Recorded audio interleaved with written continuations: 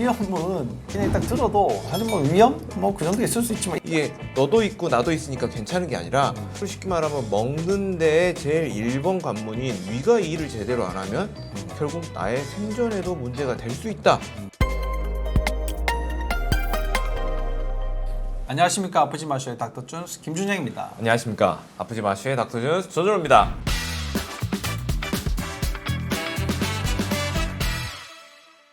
이게 저희들이 이게 항상 장이 중요하다. 네. 기승전 장이다. 네. 장만 해결되면 많은 것이 해결된다. 이렇게 말씀을 드립니다. 또 내가 내년에는 건강하게 지내봐야지 네. 하시면서 건강검진 하시면 항상 위내시경, 뭐 장내시경, 대장내시경 뭐 이런 것들을 하시게 되는데요. 내시경을 하면 이게 흔히 진단받는 네. 병명이 있습니다. 만성 위축성 위염에 대해서 오늘 설명해 드리도록 하겠습니다.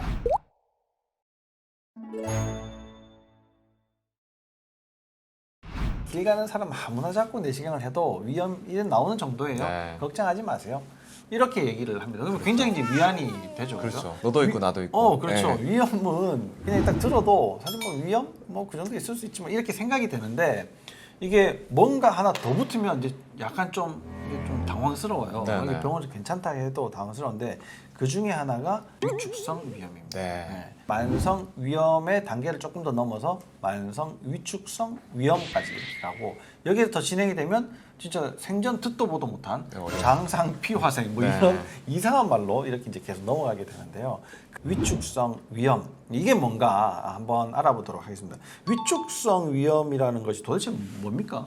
우리나라의 그 질병명에 그 다 답이 있는 거죠. 그러니까 우리가 뭔가 문제가 생기면 이제 염증이란 말을 다 붙이지 않습니까? 그렇죠. 뭐 예를 들면 코에 문제가 생기면 뭐 비염, 피부에 문제가 생기면 뭐 피부염, 뭐 혈관에 문제가 생기면 혈관염, 관절에 문제가 생기면 관절염 하듯이 위에 생기는 문제는 그냥 다 위염입니다. 네. 그게 이제 위축이 되어 있다. 뭐가 그 샘들, 세포들의 일이 제대로 이루어지지 않는 상태가 이제 위축성 위염인데 쉽게 말하면 먹는 데에 제일 1번 관문인 위가 이 일을 제대로 안 하면 결국 나의 생존에도 문제가 될 수 있다.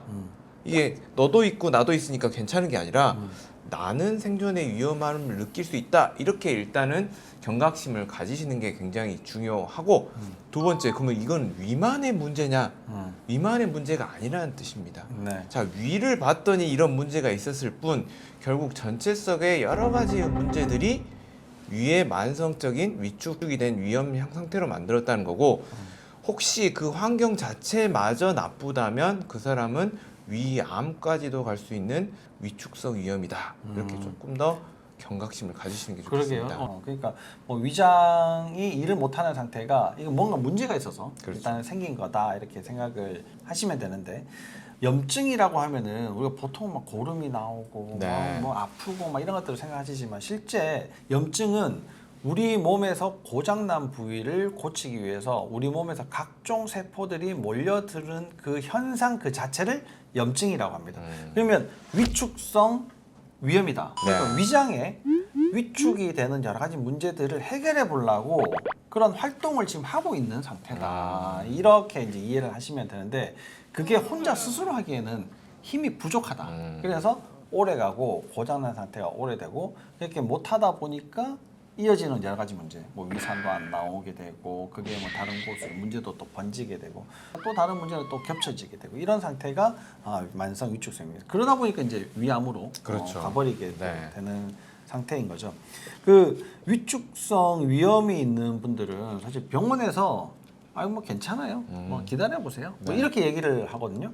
그러면 실제로 진짜 기다리면 안 될 것 같잖아요. 지금 위암이 생긴다고 그렇죠. 생길지도 모른다고 하는데 이게 가만히 있는다? 이건 지금 안 될 것 같은데 어떻게 해야지 되고 왜 병원에서 왜 괜찮다고 하는 거예요 도대체? 일단 우리가 이게 전암성 병변으로는 알려져 있지만 방법이 없기 때문에 아니 이 약이 이렇게 많은데 방법이 방법이 없다는 없기 때문에 방법이 없습니다. 네, 그래서 일단 위축성 위염이 되면 여러 가지 뭐 드러나는 증상들이 있지 않습니까? 네. 이제 증상을 조절하기 위한 약이 있지 위축성 위염 자체를 어떻게 해결하려는 약들은 없거든요. 보통 다른 것도 마찬가지지 않습니까? 어디 혹이 생겼어요. 그러면 어때요?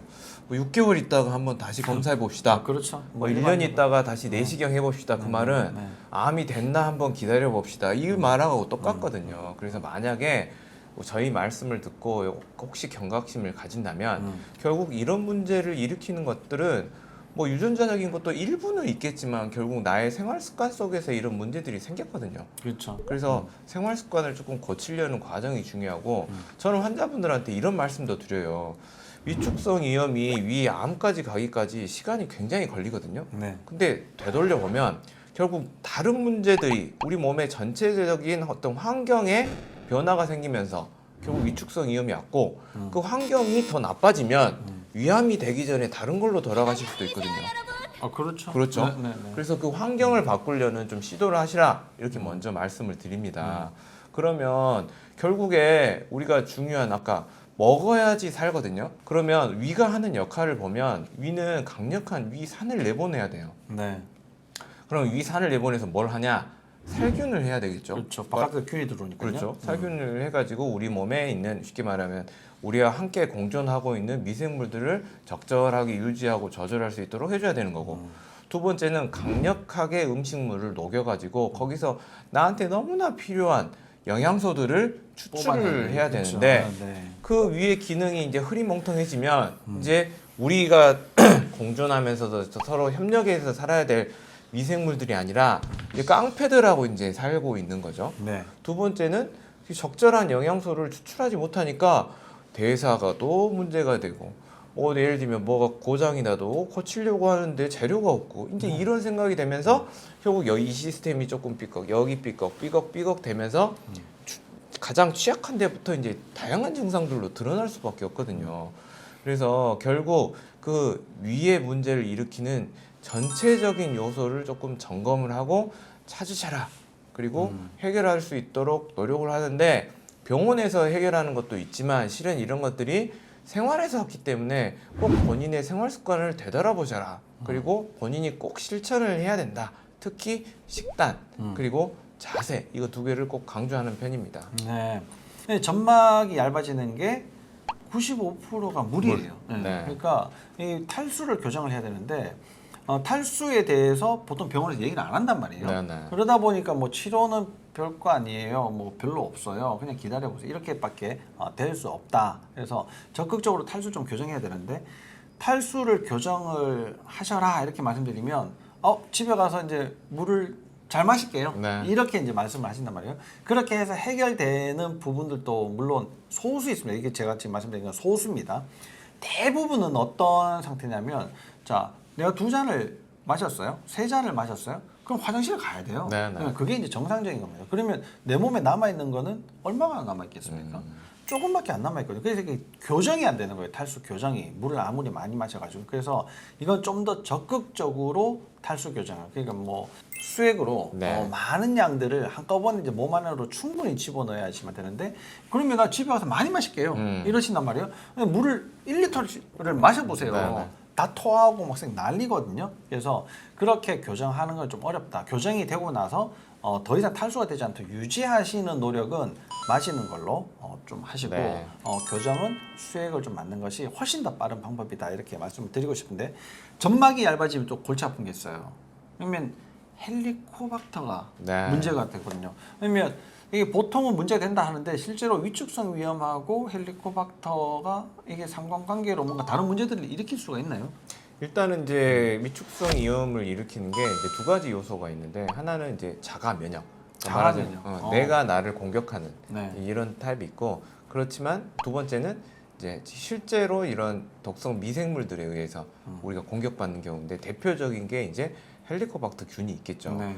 특히 우리나라에는 이 자가 면역보다는 이제 헬리코박터 균에 의한 이런 점막 손상, 네. 세포 손상에 의한 위축성 위염이 훨씬 많다고 되어 훨씬 있습니다. 많다. 근데 특히 우리나라 같은 경우에는 뭐 저도 그렇지만 이렇게 같이 떠먹는 문화지 않습니까? 그렇죠. 그래서 들어갔다 나왔다 네가 주고 내가 주고 이런 문화기 때문에 위축성 위염을 일으키는 헬리코박터균을 검사를 했더니 내가 나왔다. 네. 그러면 반드시 재균을 하시는 게 좋고요. 네. 나만 재균한다고 끝날 문제가 아니라 혹시 같이 생활하고 식생활을 같이 하시는 분들 중에서도 있는지를 봐서 같이 검사를 통해서 같이 교정을 해주셔야지 이게 훨씬 효과가 좋을 겁니다. 헬리코박터 검사들을 많이 해보면요. 네. 대부분 이제 같이 식사를 하는 가족들 중에서도 누구는 있는데 네네네. 누구는 없고 네. 이런 상태가 있다면 헬리코박터가 그러면 없는 사람은 어떤 사람이냐 이게 다 걸려야지 정상이 그렇죠. 있으면 다 걸려야 네. 되는데 없는 사람 어떤 사람이냐라는 것을 주의 집중해서 잘 밝혀볼 필요가 있습니다. 그런 사람들은 기본적으로 점막의 두께가 헬리코박터에 걸려있는 가족들보다는 두껍다 이렇게 네. 생각을 하시면 됩니다. 물론 헬리코박터가 점막을 갉아먹어요. 네. 더 얇게 만들어요. 만들지만 이미 얇아져 있는 상태에서 헬리코박터가 더 얇게 네. 만든다 이렇게 이해를 하시면 됩니다. 이 병원에서 그냥 좀 지내보세요. 뭐 이 정도 괜찮아요 하면서 지내시다가 장상피화생으로 넘어가 버리고 네. 그 장상피화생에서 이형성증으로 넘어가고 그러면 이제 점점 더 그렇죠. 속도는 위암으로 가는 속도가 더 빨라집니다. 거기에 헬리코박터가 얹으면 더 빠른 속도로 네. 위암으로 진행이 될 수 있다. 이런 사실을 꼭 기억을 하시길 바랍니다.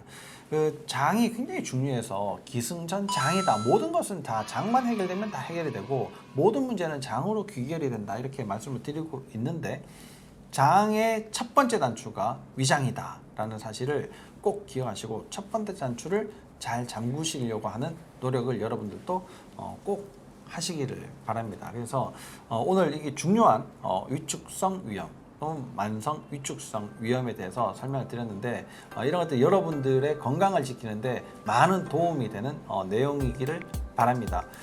다음에도 또 좋은 내용을 가지고 여러분들을 찾아뵙도록 하겠습니다. 감사합니다.